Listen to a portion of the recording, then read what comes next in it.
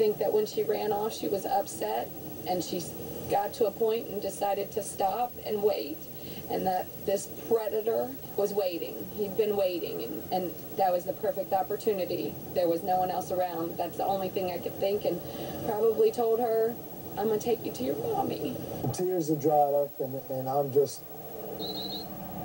I'm so angry I can't express with words. You don't take from somebody, you didn't take her from just me, you took her from my family, you took her from all of these people, and you don't do this to a little baby. They disregarded my child like a piece of trash.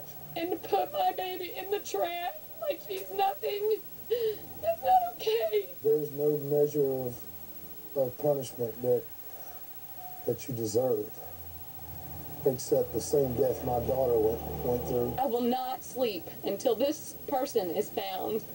I hope they get you, and I hope they make you pay. I hope they crucify me. Don't be lackadaisical on this.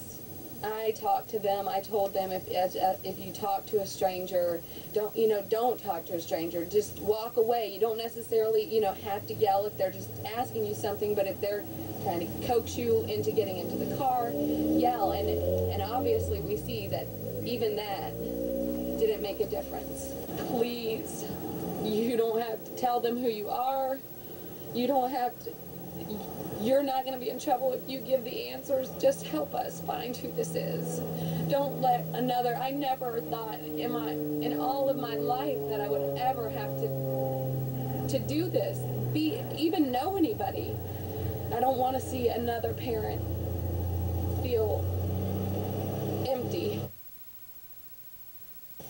I should have figured out some other way for them to get home, a different job. I don't know. I'm their mom, and I'm supposed to protect them, and I didn't. One of the things that upsets me the most, because what I feel, I can't verbalize. I never thought, I wish I wouldn't have to be here and experience this, but I don't think if it wasn't for my friends and my family and these people that I would even be able to get through this. I'm Jean Casares of the Legal Network in session in for Nancy Grace tonight. A community is in fear for the safety of their children. A killer is at large in this North Florida community in the murder of 7-year-old Summer Thompson.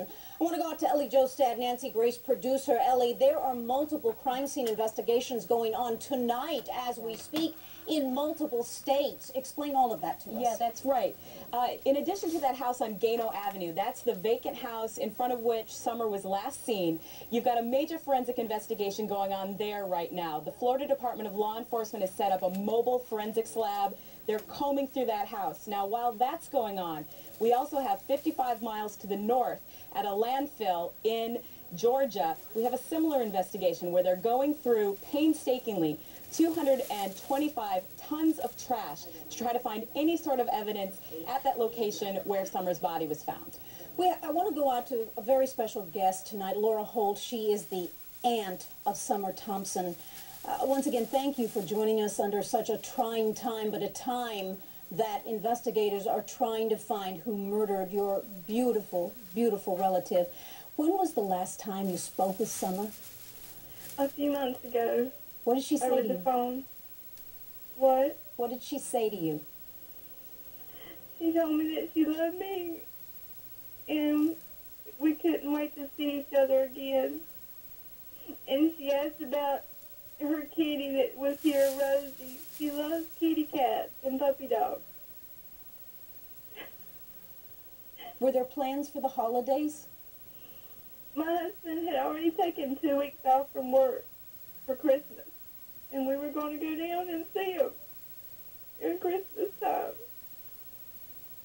We just hadn't got to talk about it and discuss it. And now we'll never get to see her again.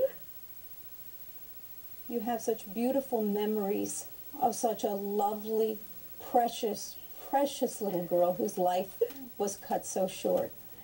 We are so sorry for your loss. Thank you.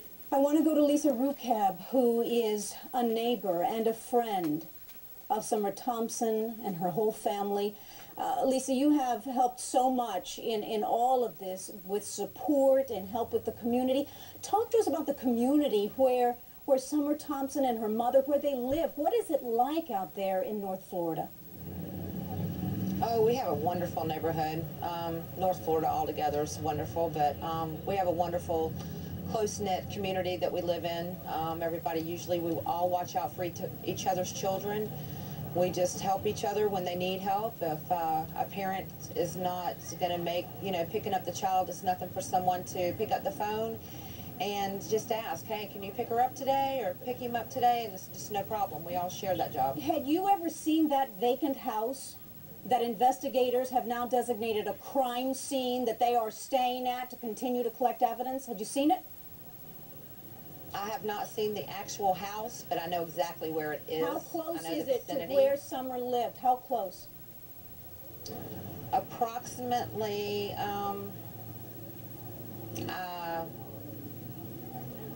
half a mile. Half a mile, so just about halfway home. Was this the regular route that Summer and her twin brother and her little sister, the regular route they walked every day after school? Yes, ma'am. All the children in our neighborhood walk the same. That's the only way to get there. You have to walk. You have to take that route. Let's go out to It's Susan. straight up one sidewalk. Yeah, go ahead. Excuse me. No, go ahead, please.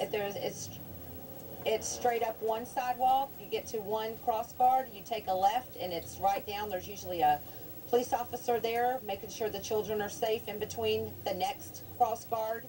And then they get past that one, and then there's another cross guard, and you're at the school. Unbelievable.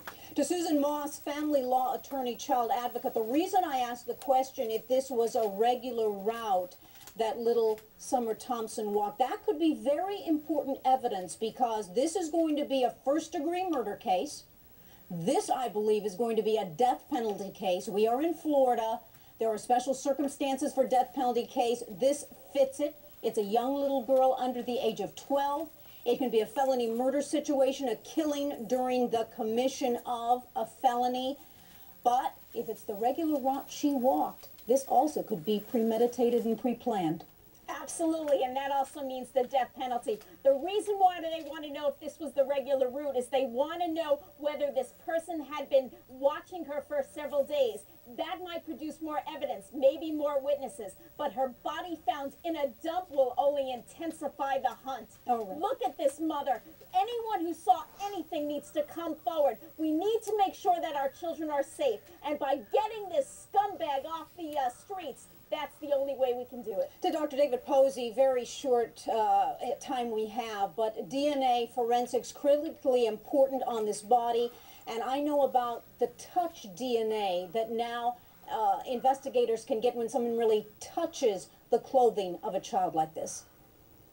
That's correct. And touch DNA actually is very important because the last person to touch the object or individual, that DNA will be there. So they will glean that evidence and data, they'll get the fingerprints, and they will have that available. And that can possibly link them to the killer. It is National Breast Cancer Awareness Month, and tonight